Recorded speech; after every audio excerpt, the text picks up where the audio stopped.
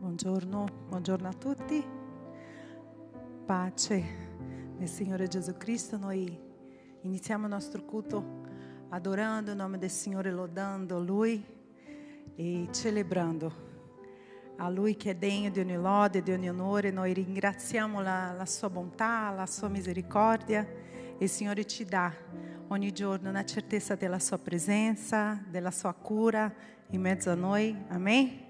Noi alziamoci in piedi e iniziamo questo culto in adorazione al Signore e celebrando il suo nome, perché il nostro Dio è grande ed è con noi e Lui è presente in mezzo a noi. Amen. Lodiamo il suo nome.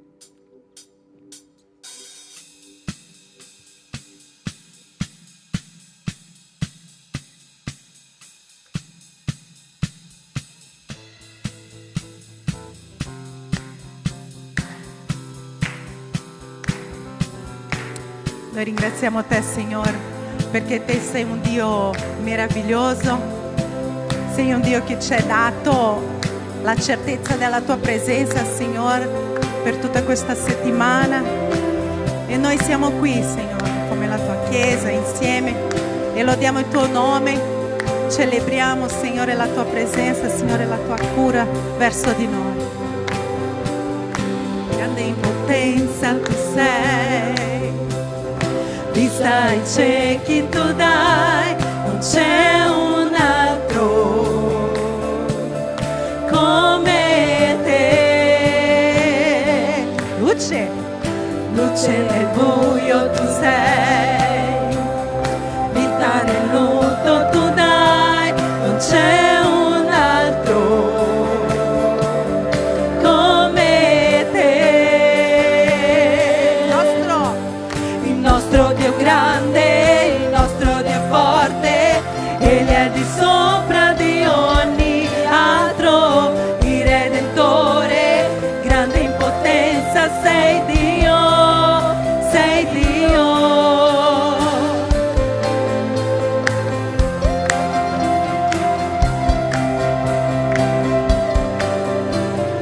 Grande in potenza tu sei, vista ai ciechi tu dai.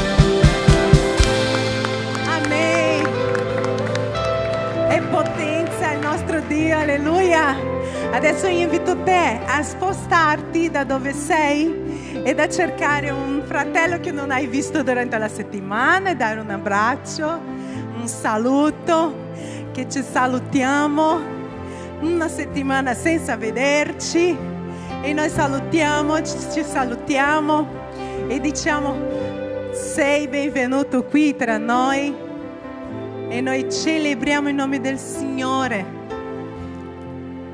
È il Signore che è presente in mezzo a noi, è il Signore che invita la sua Chiesa alla sua presenza, alla sua adorazione, perché dove c'è la presenza del Signore c'è unione, c'è amore fraterno, c'è anche trasformazione, c'è anche cura del Signore verso di noi. C'è guarigione del Signore verso di noi e noi crediamo che dove sono 2 o 3 riuniti nel nome del Signore c'è la presenza del Signore. E noi crediamo, Signore, che la tua presenza fa meraviglia in mezzo a noi. Tu sei qui, ti muovi fra di noi, adoro te, adoro te. Tu sei qui, operando in mezzo a noi, adoro te, adoro te. Cantiamo insieme. Tu sei qui, ti muovi fra di noi, adoro te, adoro te. Tu sei qui, operando in mezzo a noi, adoro te, adoro te. Tu sei miracoloso, tu mi conduci, Dio di promesse, luce nel buio, Dio mio, questo sei il Signore. Tu sei miracoloso, tu mi conduci, Dio di promesse, luce nel buio, Dio mio, questo sei il Signore. Tu sei qui, toccando ogni cuore. Noi ti adoriamo, Signore. Adoro te. Tu sei qui, curando ogni cuore. Adoro te. Adoro te, Signore. Tu sei qui, sanando ogni vita. Adoro te, adoro te. Tu sei qui, restaurando ogni cuore. Adoro te, adoro te. Tu sei miracoloso, tu mi conduci, Dio di promesse, luce nel buio, Dio mio, questo sei il Signore. Tu sei miracoloso, tu mi conduci, Dio di promesse, luce nel buio, Dio mio, questo sei il Signore. Sei questo, Signore, questo sei il Signore, questo sei il Signore,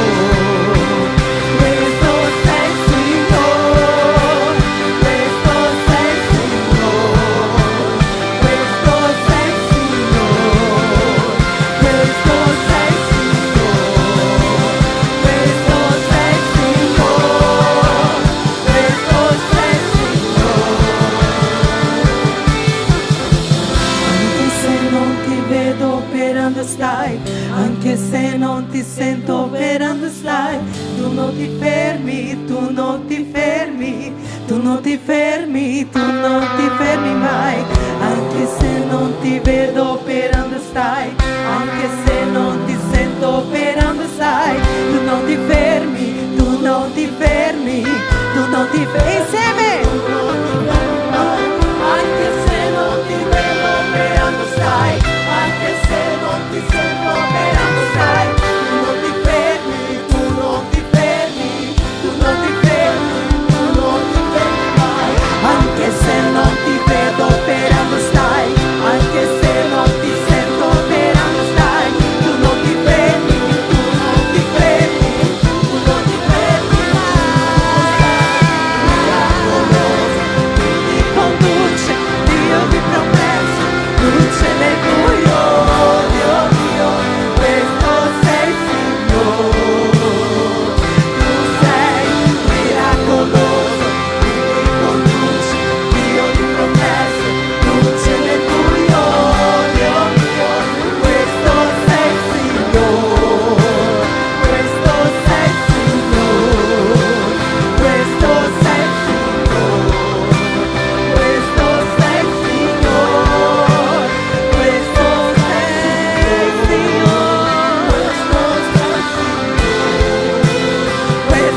sei Signore, questo sei Signore, questo sei Signore, questo sei Signore, questo sei Signore. Solo voi?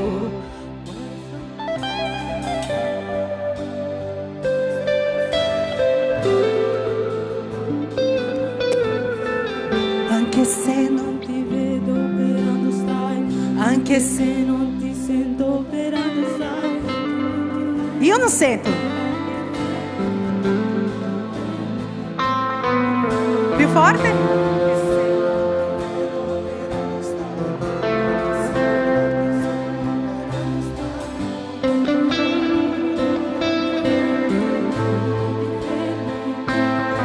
Anche se?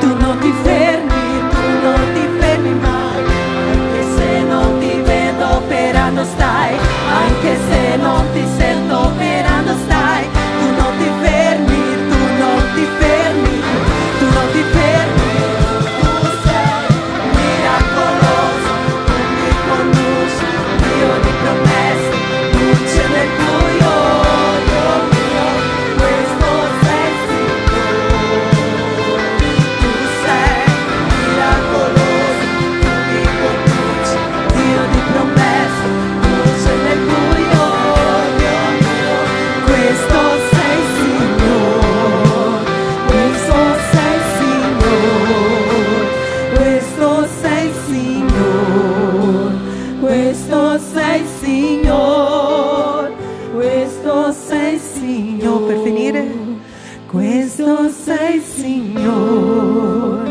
questo sei Signore, questo sei Signore, questo sei tu, Signore.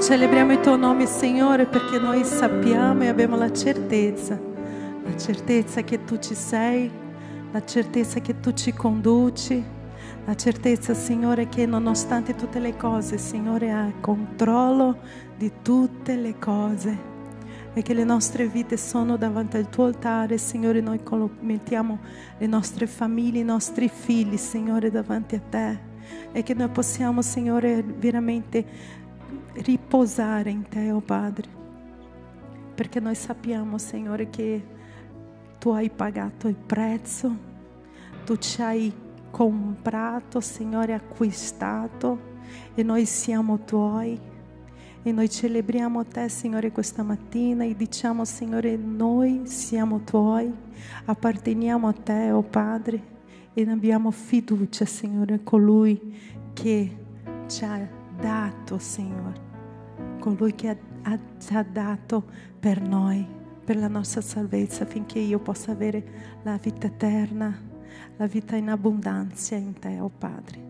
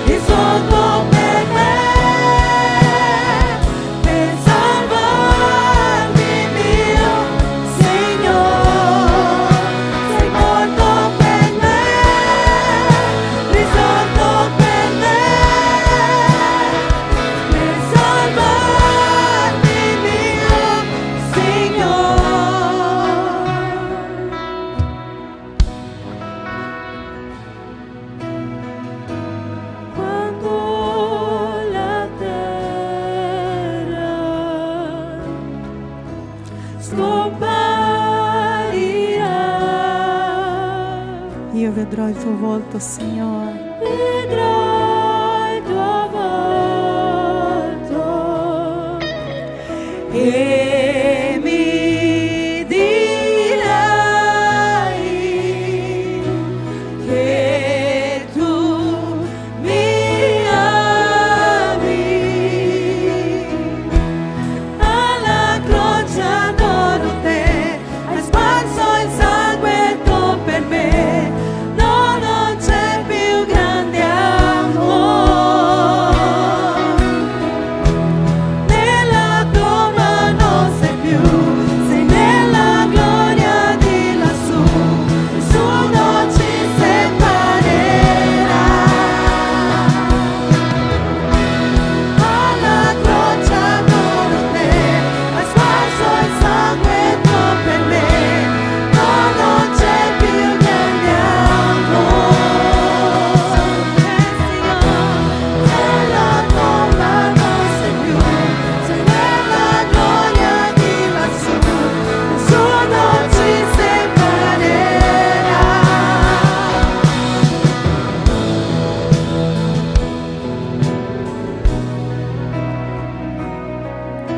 So che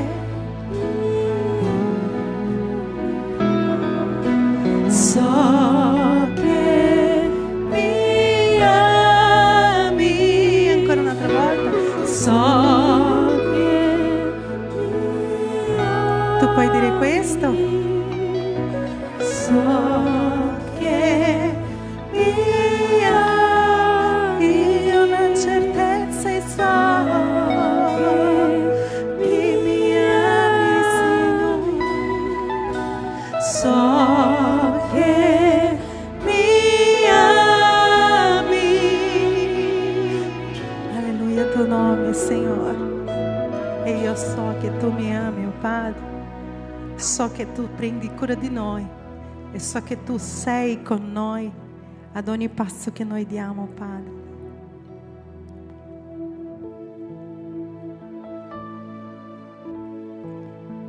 E io so che nessuno è come te, oh Padre. Nessuno.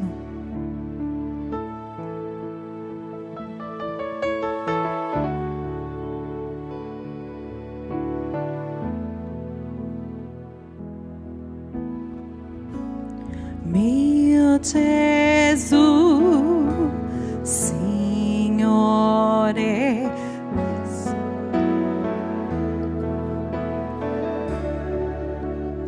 per sempre io ti loderò. Perché?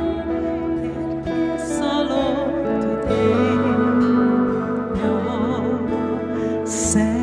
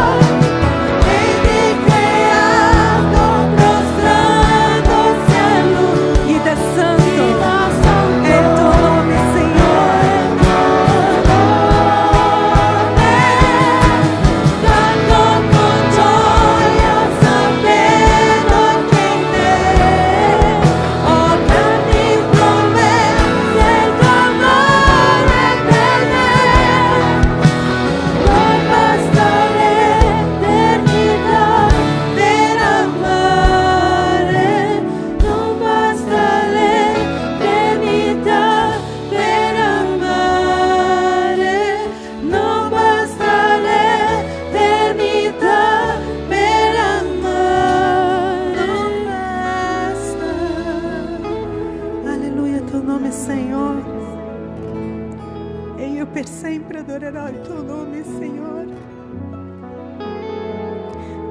Non basta l'eternità per amare te, non basta, Signore, l'eternità per adorare il tuo nome, Signore. Perché tu non hai misurato, Signore, sforzi. E che io possa, Signore, non misurare sforzi, Signore, per essere graditi a te. Non misurare sforzi, Signore, per mettere la mia vita, Signore, nella tua opera, oh Padre. Che non possa misurare sforzi, Signore, quando io metto la mia fede, Signore, nel tuo altare, oh Padre. Perché nella parola del Signore dice che la fede è nell'ascoltare, è l'ascoltare della parola di Dio, Padre. Che io devo camminare, devo cercare il tuo volto, Signore. Devo procurare, Signore, della tua parola ogni giorno, perché la mia fede cresca, Signore, perché io possa fidarmi ogni giorno di te. Signore, il tuo amore per noi è così grande, Signore, il tuo amore è così importante, Signore. E noi tante volte non meritiamo, Signore, anzi noi non meritiamo affatto. Ma tu sei, Signore, tu ci sei, anche se non ti vedo, anche se non ti sento, Signore, presente sei nelle nostre vite, presente sei nella nostra Chiesa, Signore, nelle nostre famiglie. E noi rendiamo al tuo nome, Signore, lode, onore, adorazione. E che questa mattina, Signore, possa parlare ai nostri cuori, parlare grandemente finché noi possiamo uscire di questo posto, Signore, trasformati, Signore, dalla tua parola, dal tuo dire, Signore, della tua parola, e fare il primo passo, Signore, di cercare il tuo volto e aprire la porta, Signore, di cui tu bussi ogni giorno. Lodato sia il tuo nome, Signore, e io prego per te, Signore, per benedire la vita di Samuel, Signore, benedire questa predicazione di questa mattina, possa venire d'incontro, Signore, ai nostri bisogni, ai nostri cuori. Questa mattina veramente possiamo consegnarci, Signore, tutto, per tutto, Signore, a te. Lodato sia il tuo nome, Signore, lodato sia il tuo nome. Amen. Amen. Potete sedervi.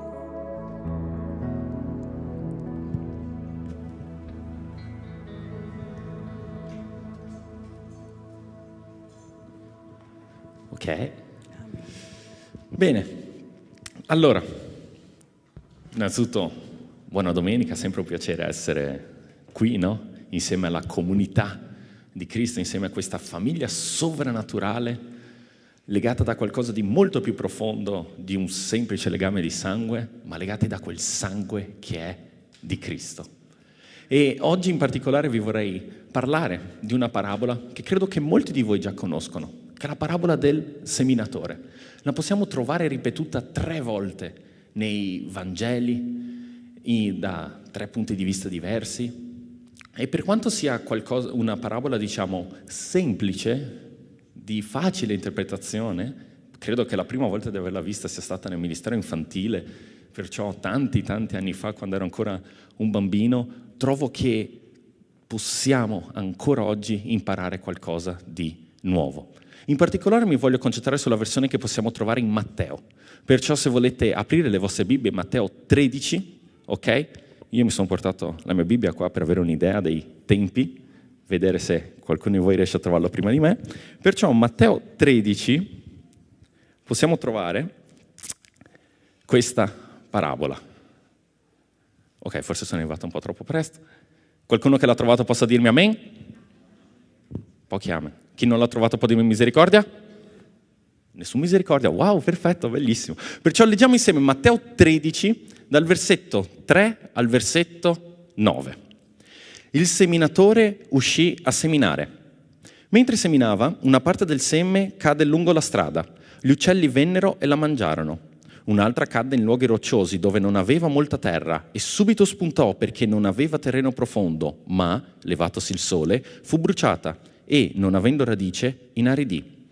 Un'altra cadde tra le spine e le spine crebbero e la soffocarono. Un'altra cadde nella buona terra e portò frutto, dando il 100, il 60, il 30 per uno. Chi ha orecchi, oda. Questo è un capitolo particolare di Matteo, perché se svogliate velocemente la vostra Bibbia, è un capitolo ricolmo di parabole. Molte delle parabole puntano verso la stessa direzione, se così possiamo dire, e questo è soltanto l'inizio di una lunga serie di parabole che utilizza Cristo. E subito qua noi possiamo notare immediatamente una cosa. Gesù sapeva il pubblico che aveva davanti. Gesù non utilizza un linguaggio difficile, non prende e descrive un trattato di teologia, ma subito si pone a livello delle persone che hanno davanti a lui e parla in un linguaggio che è comprensibile a quelle persone. Perché magari per noi il seminatore, tutte queste metafore sono un po' lontane, però lì Gesù stava parlando a gente che lavorava da mattina a sera nei campi. Era gente che conosceva molto bene l'immagine di lavorare i campi. Perciò subito questo atto di Gesù ci insegna che noi, i figli del regno, come verremo poi definiti nella parabola delle zizzanie, ci dobbiamo adeguare a questo modello di servizio che ci è stato presentato da Gesù, che ci è stato indicato. E dobbiamo prestare molta attenzione perché siamo chiamati sì ad essere testimoni e subito noi pensiamo ok, noi siamo i seminatori, noi siamo queste persone che portano la buona notizia, ma in verità il seminatore, più avanti di nuovo in altre parabole verrà ribattuto, colui che semina il buon seme è il figlio dell'uomo. Noi siamo soltanto collaboratori e quando noi vediamo queste parabole, leggiamo queste parabole con questo occhio umile di collaboratori che possiamo davvero prendere in tutto e per tutto quello che Gesù ci insegna, quello che Gesù ci mostra, perché la cosa bella è che Gesù non soltanto ci insegna parole, ma Lui ci mostra effettivamente come dobbiamo fare. Lui dice semplicemente imitatemi. Anzi, sta scritto che il Salvatore ha sofferto per noi lasciandoci un esempio perché seguiamo le sue orme. E la prima lezione che appunto possiamo imparare da questa parabola, stamattina ve ne voglio portare 4, ma la prima lezione è l'umiltà, agire con una grande umiltà. Perché ricordiamoci, qua stiamo parlando di Gesù, Dio. C'è questa bellissima definizione nella Bibbia, colui nel quale tutti i tesori della sapienza e della conoscenza sono nascosti. Eppure questo Gesù, questo Dio fatto uomo, si impose di parlare un linguaggio semplice, un linguaggio che le persone potessero ascoltare, un linguaggio che le persone potessero capire. E non è a caso che utilizza parabole, perché effettivamente i discepoli erano abbastanza stupiti da questo linguaggio. Noi che abbiamo accesso all'intera Bibbia, leggiamo e magari subito possiamo capire, ma Gesù il più delle volte doveva spiegarsi ai propri discepoli che arrivavano subito dopo e dicevano Signore, ma cosa vuol dire questo? E lo trovate di nuovo in Matteo, Marco, Luca, più volte le spiegazioni delle sue parabole. Però mi vorrei focalizzare su questo atto di umiltà, perché l'umiltà è una virtù di cui parliamo, diciamo, poco, mi piacerebbe fosse parlato molto di più, perché troviamo tanti e tantissimi esempi di umiltà. Prendiamo ad esempio Pietro. Pietro, per chi non lo conoscesse, l'apostolo di Cristo, Pietro era quello che, come spesso dice Pastor Sandro, amava spararle grosse. Pietro era quello che non aveva mezzi termini, era l'esagerato del gruppo, era quello che, Signore, se qualcuno vuole prenderti dovrà prima vedersela con me. Signore, se ti uccideranno io ti seguirò. Signore, se ti metteranno in prigione io ti seguirò. Pietro, lo stesso che appena è arrivata effettivamente la situazione, subito, coda tra le gambe, ha rinnegato Gesù 3 volte. Pietro era un uomo, diciamo, d'azione, era un uomo che non aveva pazienza. Era lo stesso uomo che una volta che Gesù e i suoi discepoli sono passati per un villaggio e quel villaggio non ha accettato la buona notizia, subito si è girato da Gesù e ha detto Signore, vuoi che facciamo scendere fuoco dal cielo contro queste persone? Perché queste persone meritano il giudizio, perché queste persone non meritano di vivere dopo averti rifiutato.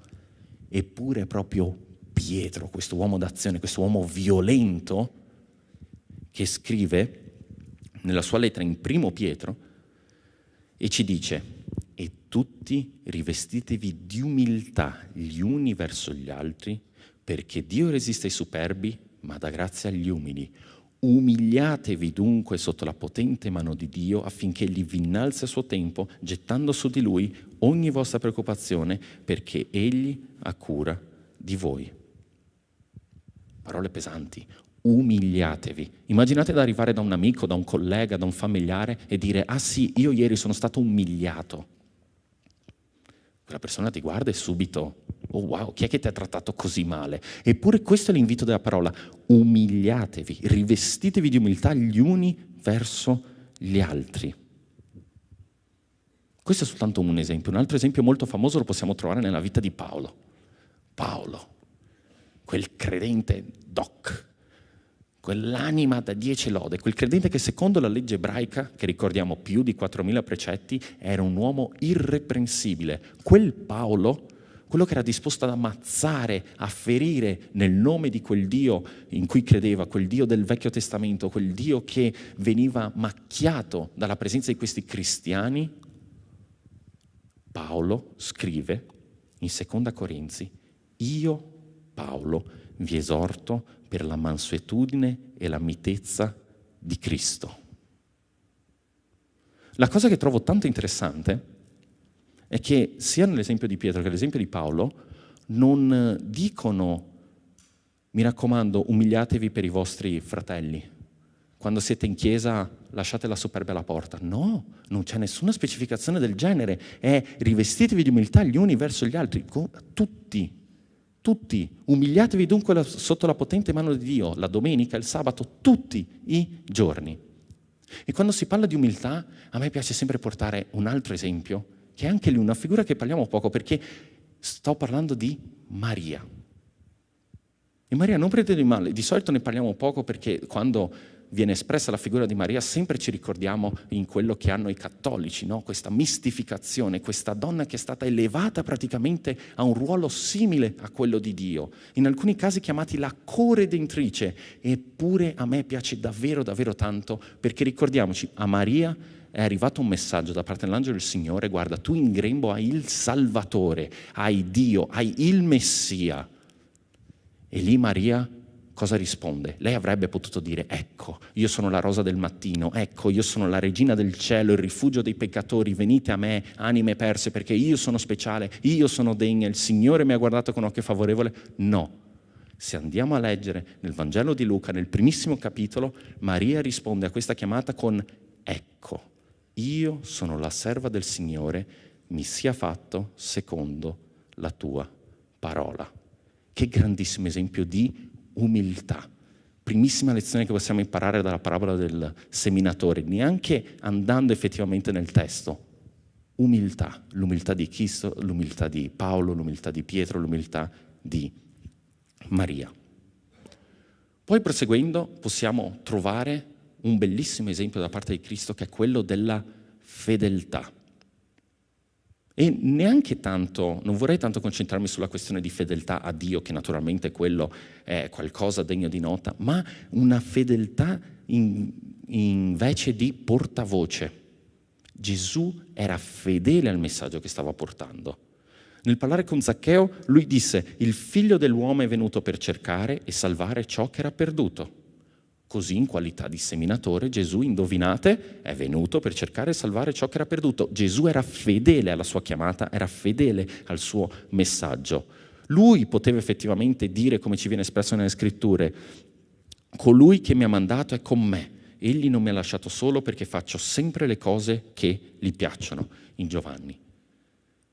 E potremmo passare ore a parlare della fedeltà che Cristo ha dimostrato, e credo che tutti noi abbiamo in mente l'attimo, il culmine in cui possiamo davvero apprezzare a fondo questa fedeltà, che è la sera prima di essere crocifisso. Gesù nel giardino dei Getsemani si ritrova davanti una scelta: seguire quello che era il volere di Dio, soffrire, morire per quelle persone che o non gli credevano, o li insultavano, o le sparavano grosse come faceva Pietro, oppure poter vivere la sua vita tranquillamente.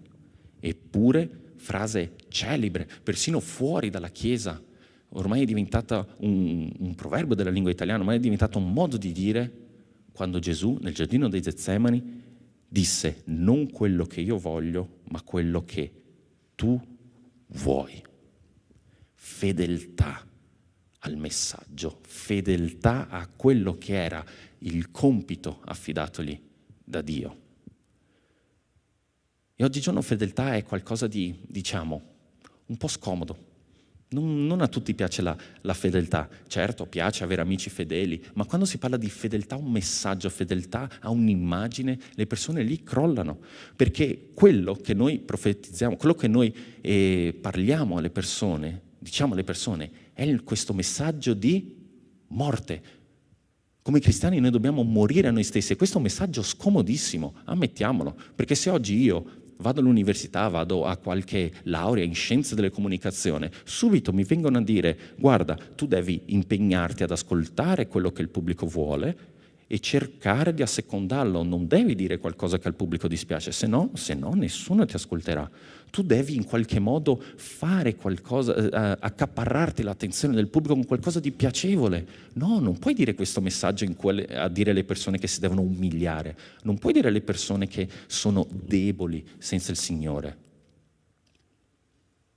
E la cosa divertente è che è esattamente quello che sta scritto nella Bibbia. Perché se andiamo a vedere un versetto che vi consiglio caldamente di sottolineare, soprattutto ai giorni d'oggi, lo possiamo trovare in 2 Timoteo, capitolo 4, ok? Sempre Paolo che sta scrivendo al suo discepolo, che è Timoteo, ok? Capitolo 4, versetto 3. Vi invito a focalizzarvi se conoscete qualche esempio del genere, perché così sta scritto: per il prurito d'udire si cercheranno maestri in gran numero secondo le proprie voglie e distoglieranno le orecchie dalla verità e si volgeranno alle favole. Soprattutto oggi è un messaggio molto particolare, perché oggi abbiamo a disposizione l'internet, no? Oggi abbiamo a disposizione quello che vogliamo, quando lo vogliamo, e in particolare abbiamo a disposizione qualcosa che io considero addirittura un veleno, che è: abbiamo sempre a disposizione qualcuno che concorda con noi. Non è un segreto, se tiro fuori Google in questo momento io posso convincervi di tutto. Prendiamo un esempio, abbiamo passato il Covid, no? Ad esempio, chi si ricorda durante il Covid quante notizie contrastanti? Stiamo andando bene? No, non è vero, quello sta mentendo, stiamo andando male. Ah no, in verità è una frottola, no, in verità è qualcosa del quale ci dobbiamo preoccupare. Passerà fra 6 mesi, passerà fra 6 anni. Ogni giorno era una notizia diversa. Continueremo zona rossa fino alla fine dei nostri giorni. No, la zona rossa viene scagionata lunedì. Si cercheranno maestri in gran numero secondo le proprie voglie e distoglieranno le orecchie dalla verità e si volgeranno alle favole. Il messaggio cristiano è un messaggio scomodo, è un messaggio che non piace a nessuno, è un messaggio che chiama a morire, che chiama ad umiliarci, che chiama a crocifiggere la nostra stessa carne. Eppure quando guardiamo il Signor Gesù, l'esempio che ci viene proposto è quello di fedeltà assoluta. Una fedeltà che non si importa se poi il tuo interlocutore vorrà continuare ad ascoltarti, vorrà continuare a farti del bene, oppure ti vorrà tirare delle sassate, oppure vorrà ucciderti. Fedeltà assoluta al messaggio. Entrando nel vivo di quello che è la parabola del seminatore, troviamo poi la nostra terza lezione, che è operare nelle avversità. Nella parabola del seminatore Gesù non dice mai che è facile. Anzi, se analizziamo effettivamente i casi, abbiamo 4 risposte diverse a quello che è il messaggio, di cui 3 negative. Ce le ricordiamo, no? Il primo, il seme per strada, le persone che neanche ascoltano, le persone che neanche ti prestano attenzione. Poi abbiamo il terreno roccioso, le persone che accolgono con gioia questo messaggio di salvezza, di amore. Wow, che bello! Una settimana dopo se lo sono dimenticate. Subito gli eventi della vita ti spostano e poi non senti più. Oppure alcuni vivono questo messaggio, magari domenica dopo domenica sono in chiesa qui da 20 anni, eppure non hanno terreno, eppure questo messaggio non si pianta, eppure la loro vita non cambia davanti a questo messaggio. Poi abbiamo le persone che ascoltano, comprendono, fanno crescere questa pianticella, ma poi distrazioni della vita, il lavoro, i soldi, le tentazioni, tutto quello che piano piano soffocano quello che è il messaggio, quella che potrebbe essere la loro vita. E qui, infine, il buon terreno. Siamo al quarto caso. Se analizziamo come se fosse una curva della statistica molto piatta, diciamo che praticamente qui Gesù ci sta dicendo: guarda, tu predicherai a 4 persone diverse e in una ci sarà un buon frutto. Il 25% non è esattamente un buon numero. Ed è quello sul quale mi voglio concentrare, questo operare nelle avversità. Perché quando magari arriviamo a quel quarto, quello che ho del frutto, quello che effettivamente vediamo qualche trasformazione, noi pensiamo: wow, sì, bello, ce ne rallegriamo, però talvolta ci sembra poco, ci sembra che il risultato non compensi il lavoro. Io mi sono impegnato per 4 persone, eppure soltanto una persona è venuta a Cristo. In più, quando noi analizziamo queste cose ci sentiamo un po' soli, ci sentiamo un po', caspita, ma perché i miei risultati non stanno dando sforzi? E in questo, come sempre, possiamo volgere il nostro sguardo a Cristo. Non tanto perché da Lui arriverà la risposta, che sì, naturalmente arriverà, ma come esempio. Perché Gesù, prima di te, è stato abbandonato come un cane, senza neanche un saluto. È così, perché quando cominci a professare un messaggio scomodo, le persone prima o poi ti abbandonano. In Giovanni c'è questo versetto che ogni volta mi fa un po' rabbrividire, perché sta scritto: da allora molti dei suoi discepoli si tirarono indietro e non andavano più con lui. Questo Gesù, dopo che ha fatto quel celebre discorso: se volete seguirmi, prendete la vostra croce e venite. Abbandonate il vostro padre, abbandonate la vostra famiglia, abbandonate i vostri averi e seguitemi. Quando l'acqua ha cominciato a battere sulle gambe dei discepoli, subito la gente cosa ha fatto? Si è girata e se n'è andata. Basta, io non voglio questo. Eppure Gesù ha perseverato, no? Il seminatore, prima di arrivare al campo, è dovuto passare per una strada, per un terreno roccioso, per un campo di spine. Eppure il seminatore ha perseverato, eppure il seminatore è andato ed è riuscito ad arrivare fino alla fine. Ed è questo sul quale noi ci dobbiamo concentrare. Noi operiamo nelle avversità, sta scritto, è detto, è chiaro che noi dovremo operare nelle avversità, però la Bibbia, come sempre, arriva in nostro supporto con questo versetto, questo salmo che è famosissimo. Sta scritto: quelli che seminano con lacrime mieteranno con canti di gioia. Questa è la speranza che noi ci possiamo portare dietro, il fatto che noi mieteremo con canti di gioia. Arriverà un giorno nel quale effettivamente ci sarà il buon frutto. E a proposito di questo quarto terreno mi vorrei soffermare, perché questa è la quarta lezione che noi possiamo imparare dalla parabola del seminatore, quella di una fiducia incrollabile. Gesù aveva una fiducia incrollabile nel trionfo finale. Analizzando nel particolare proprio il versetto 23 di Matteo 13, non solo sta scritto porta frutto, però la Bibbia Gesù ci tiene a specificare: uno il 100, l'altro il 60 e l'altro 30. Ed è questo che darà il più totale appagamento del lavoro, della semina, del pianto che c'è stato per raccogliere effettivamente quel risultato. Questa sarà la ricompensa di aver testimoniato nonostante le circostanze. Perché quante volte noi magari abbiamo paura, abbiamo timore, perché sappiamo che le persone magari non sono pronte per questo messaggio o le persone vogliono altro. E cosa facciamo quando arriva il nostro momento di dare il messaggio, quando arriva il nostro momento di testimoniare? Ci fermiamo, cominciamo a balbettare, cominciamo a tremare, abbiamo paura.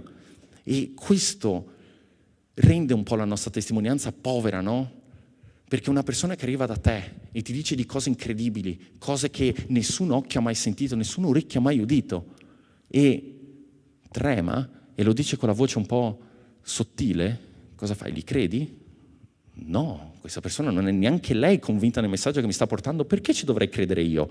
Eppure, in merito a questo, viene un versetto che lo possiamo trovare in Ecclesiaste. Ecclesiaste, per chi non lo conoscesse, è un libro molto particolare della Bibbia, perché magari è sempre stato recepito questo messaggio della Bibbia, questo messaggio di gioia e di speranza. Sì, assolutamente sì.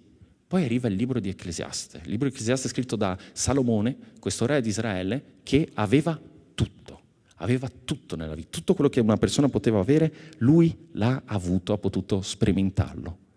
Però c'è questo versetto, che lo possiamo trovare in Ecclesiaste, capitolo 11, libro anche corto in verità, soltanto 12 capitoli, di cui in verità 11 si ripetono in continuazione, perché il messaggio chiave, che è quello di Ecclesiaste, è che tutto è vanità, tutto è inutile.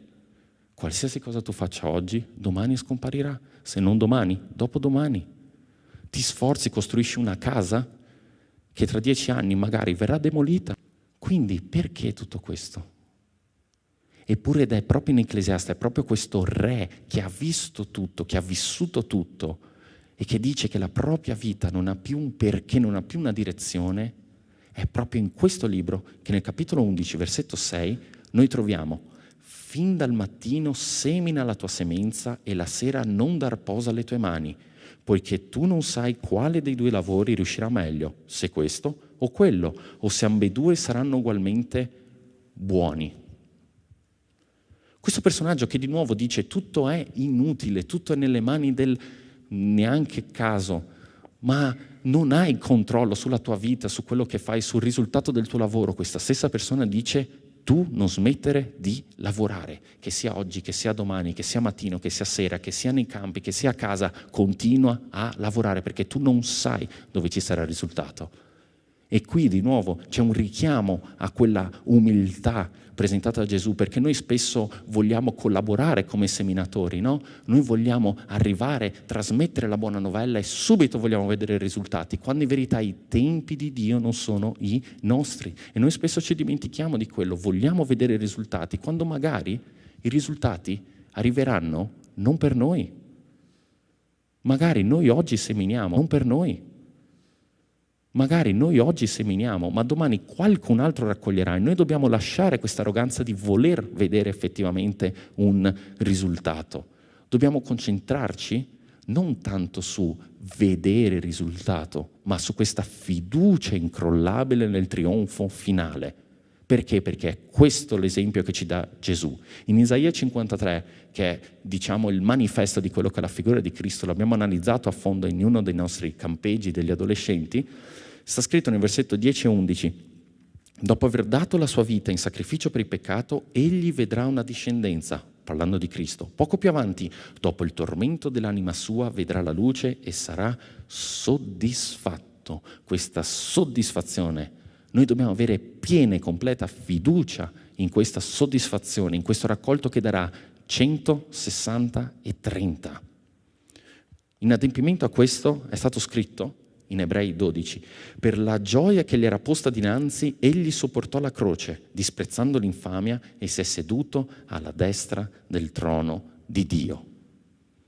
Questo è l'esempio che Gesù ci offre ieri, oggi e sempre. Fiducia incrollabile in quello che è il trionfo finale, una fiducia che prima o poi sì, arriverà il terreno, prima o poi sì, arriverà il frutto. E 100, 60, 30 non sono quantità da poco, perché se arriva una persona e mi dice: guarda, se mi dai 100 euro io te li trasformo in 3.000, 6.000, 10.000, il mio primo pensiero è: questa persona mi sta fregando, questa persona mente, è impossibile avere così tanti interessi. Eppure questo è quello che ci dice la Bibbia: 100, 60 e 30. Magari non tutti daranno 100, magari qualcuno darà 30, qualcuno darà 60, però ci sarà comunque frutto. Perciò, per arrivare alla conclusione di quella che è la parabola del seminatore, per giungere a questo traguardo sublime di gloria eterna, come ci viene presentato nella Bibbia, ricordiamoci dell'esempio perfetto del nostro Signore Gesù. Abbiamo imparato come prima cosa ad agire con umiltà. Poi abbiamo imparato sempre da Cristo e dal suo esempio ad essere fedeli fino alla morte, fedeli a un messaggio scomodo, fedeli a un obiettivo che ci è stato donato da Dio. Poi leggendo la parabola sappiamo che noi opereremo in mezzo alle avversità e dobbiamo continuare a perseverare ad operare in mezzo alle avversità. Perché?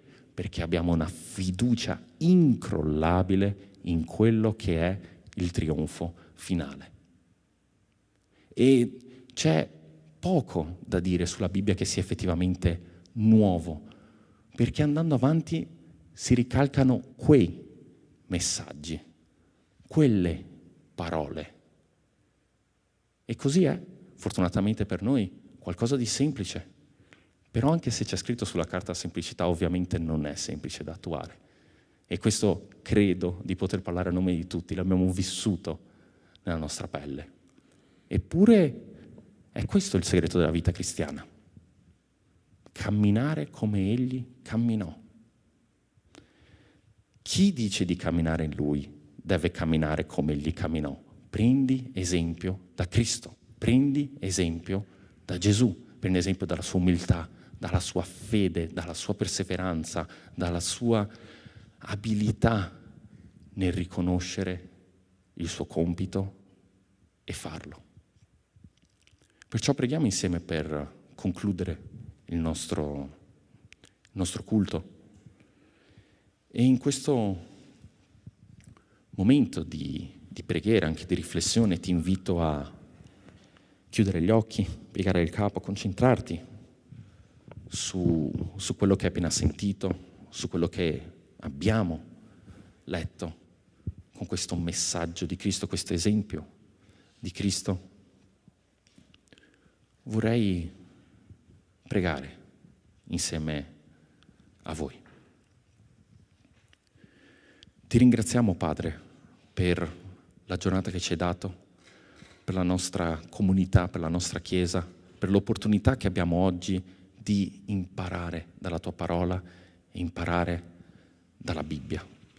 Ti ringraziamo, Padre, per la possibilità che ci dai ogni domenica di riunirci insieme come Chiesa e di ascoltare insieme ad altri fratelli e lodarti e celebrarti. Ti ringraziamo infinitamente per tutto questo, Padre. Ti ringraziamo per l'esempio che tu ci hai dato attraverso il tuo Figlio Gesù. Ti prego, Padre, di benedire la nostra vita, la nostra Chiesa, le nostre famiglie. Preghiamo, Padre, di continuare a farci vedere e di farci sentire nel cuore questo esempio che è Gesù. Ti prego, Padre, di aiutarci a ricordarci giorno dopo giorno, ora dopo ora, avversità dopo avversità, di quello che è l'esempio di Cristo e di come noi lo possiamo seguire. Ti chiediamo inoltre, Padre, davanti ai nostri peccati, perdono e misericordia. Ci vogliamo appellare a quel sangue di quel Figlio che tu hai mandato per noi nella croce. Ti prego, Padre, di perdonare i nostri peccati, di guardarci con quella misericordia che hai donato tuo Figlio Gesù. Chiediamo, Padre, di continuare ad accompagnarci ieri, oggi e sempre. Nel nome di Gesù. Amen. Ora nel nostro momento di decime e di offerte, che avremo l'accompagnamento del gruppo della Lode, vorrei ricordare di come decime, offerte e lode siano un ottimo strumento, perché quando noi lodiamo, quando noi offriamo, quando noi diamo qualcosa al Signore, è il momento in cui smettiamo di guardare i nostri problemi e cominciamo a guardare verso Dio. Ed è solo guardando verso Dio che avremo modo di testimoniare con efficacia, che avremo modo di vivere questa fedeltà, questa umiltà e questa forza durante le avversità. Perciò alziamoci in piedi, lodiamo, celebriamo il Signore come è giusto che sia e portiamo le nostre decime e offerte.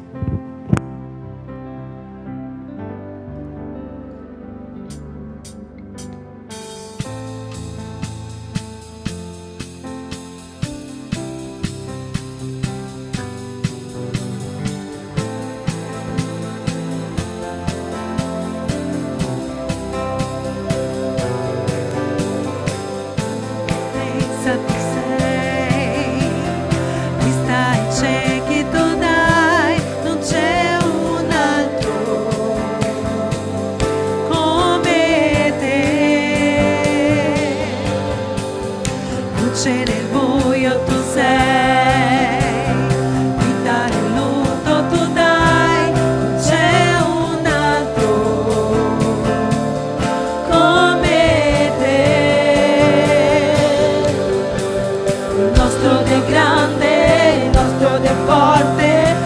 Egli è di sopra di ogni altro, il Redentore, grande in potenza, sei Dio, sei Dio.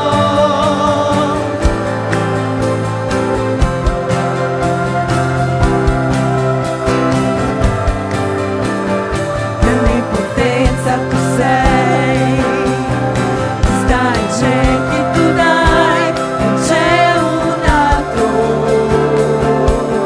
come te. Luce nel buio tu sei, vita nel nudo tu dai, non c'è un altro come te.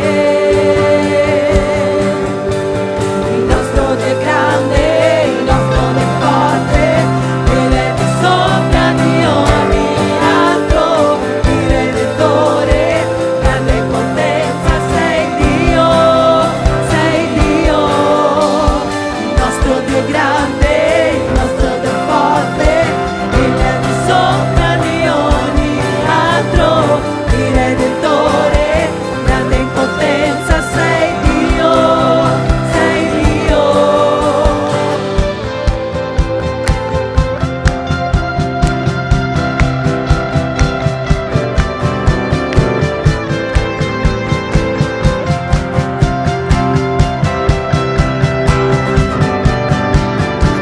Se Dio è con noi, chi sarà contro noi? Se Dio è per noi, chi mai ci fermerà?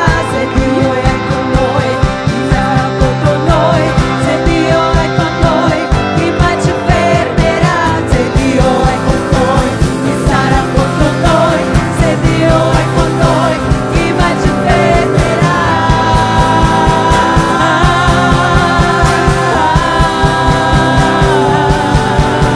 Il nostro Dio è grande, il nostro Dio è forte, Egli è di sopra di ogni altro, il Redentore, grande in potenza, sei Dio, sei Dio.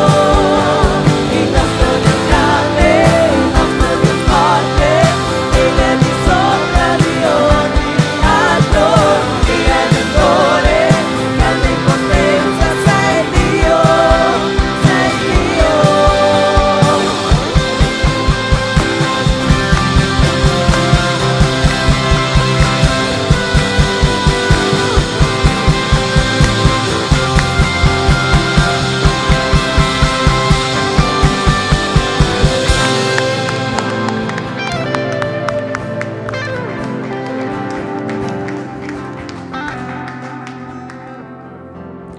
Signore, noi ti lodiamo, ti ringraziamo, Padre, per la tua bontà.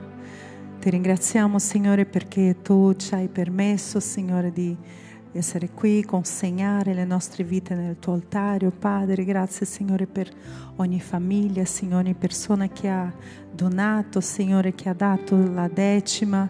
Tu possa, Signore, benedire questi soldi, queste famiglie, oh Padre, finché questi soldi possano far crescere, Signore, il tuo nome in questa terra, per il tuo regno, Signore, qui. Signore, ti ringraziamo ancora e ti facciamo, ti lodiamo, Signore, ti chiediamo che tu possa continuare a stare con noi, continuare a parlarci, Signore, a essere presente in mezzo a noi anche durante la settimana, nei gruppi, Signore, in tutto ciò che noi facciamo, che noi veramente possiamo averci, Signore, la gioia, Signore, di stare presente, Signore, con te e con i fratelli, Signore, che possiamo passare una settimana meravigliosa nella tua presenza. E ti lodiamo ancora, in nome di Gesù ringraziamo. Amen.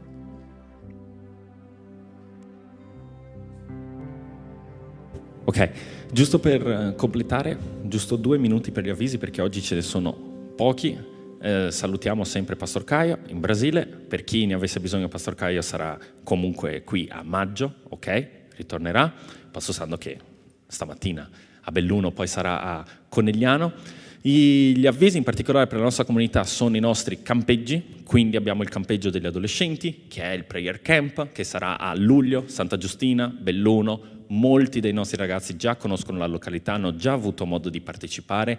Mi raccomando ai genitori, perché vedo che sti figli ogni tanto non si svegliano, ma mi raccomando genitori, iscrivete i vostri figli. Oggi, quest'anno in particolare abbiamo espanso molto di più questo invito a comunità che ci sono comunque vicine e a fratelli lontani e vicini, perciò se volete un posto, per favore, iscrivetevi, ok? Il prezzo finale dovrebbe essere 150 euro da versare entro il campeggio. Se volete essere sicuri della vostra prenotazione vi invito già a fare la caparra, che saranno di 50, troverete comunque tutte le informazioni attraverso Pastor Sandro oppure Emanuele, purtroppo nessuno dei due stamattina è qui per darvi subito una persona, ma per favore iscrivetevi per tempo. Stessa cosa vale per il campeggio dei bambini, che sarà a giugno, sempre a Belluno, sempre a Santa Giustina se non mi sbaglio. Sì, ottimo. Quindi mi raccomando, iscrivete, lì non mi ricordo il prezzo, quant'era? 130 in totale? 30 e 110 per il secondo. 130 per il primo, 110 per i secondi e successivi, per gli adolescenti a 150 il primo, 130 per i secondi e successivi o qualcosa del genere. Di nuovo, iscrivetevi per non perdere il posto. I campeggi sono sempre un'occasione stupenda per poter giocare, per potersi divertirsi, ma per poter anche vivere la parola di Dio giorno dopo giorno. Esperienza fantastica che davvero non posso fare a meno di consigliare. Poi abbiamo il 1° maggio, questo però esclusivo per i membri della Lode. Io vi voglio solamente ricordare che il 1° maggio noi ci incontreremo qui alle 10:30. Mi raccomando, puntualità per poter vivere insieme quella giornata, per poter vivere insieme la comunione che ci può essere all'interno di un ministero, che ci può essere all'interno di un gruppo. Se avete dubbi per la prenotazione, ma io l'ho fatta, io non l'ho fatta, in verità le iscrizioni sarebbero chiuse, ma se avete comunque dei dubbi potete rivolgervi a Riccardo che è laggiù in fondo per mettere a posto tutti i dettagli. Mi raccomando, 1° maggio alle 10:30, membri della Lode e familiari. Basta, non dovrei aver finito qualcos'altro che mi sto dimenticando? No. Perfetto. E per concludere il nostro culto possiamo alzarsi in piedi, un'ultima preghiera. Preghiera è la nostra arma contro le insidie del nemico, contro il mondo, ed è anche il nostro modo per poter sentire quello che Dio ha da dirci. Perciò preghiamo insieme come comunità. Ti ringraziamo, Padre, per questa giornata, ti ringraziamo di nuovo per questa opportunità che abbiamo di stare insieme come fratelli, poterti lodare, poterti celebrare, Padre.